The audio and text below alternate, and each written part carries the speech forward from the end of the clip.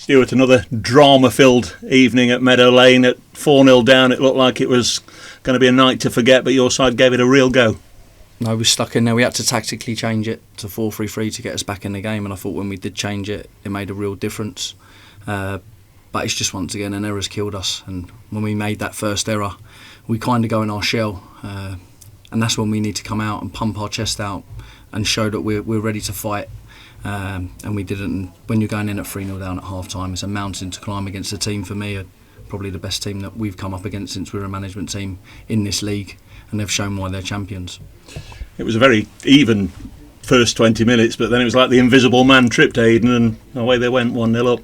But that's the thing, the story kind of since we've been in. I'd say the games have been very tight, very on an edge, in the sense we have a big chance again with Macca, which he's very unlucky with, and if that goes in, it's a different game. Goals do change games, but we make the first error, it ends up in the back of the net, and then when it goes to 3-0, it's kind of an uphill battle. Can't imagine any side ever has conceded as many penalties in a season as Notts County. The two, from my perspective, my viewpoint tonight, both look slightly questionable. I don't think they're penalties. I know that I'm standing from the dugout and I want to watch it back on the video, and it is emotion at the minute, but I look at it, Dan Crowley's got his hands by the side of his body, he can't do anything with him. If it's hit his arm, it doesn't even look like it, looks like it hits his chest. And at the end, with Cammy's one, he's towed the ball off the pitch. It's a corner or a free kick to us where the lad slid in on him, so it's very frustrating, them two moments, two penalties, but look, they wouldn't have really affected the game, I don't think. At 3 down at the break, I can only imagine you were saying next goal, it's important we get the next goal. You didn't get the next goal, but then came the fight back. Yeah, look, it was make sure that we come out in the second half and we give it a real go and show some fight and determination and make sure we get back in the game. But their goal did come, but then after that the lads showed real character. I thought the 3 subs that come on made a real difference. They come on, they brought some energy, they got about the pitch, and then we started to move the ball and we looked a real attacking threat.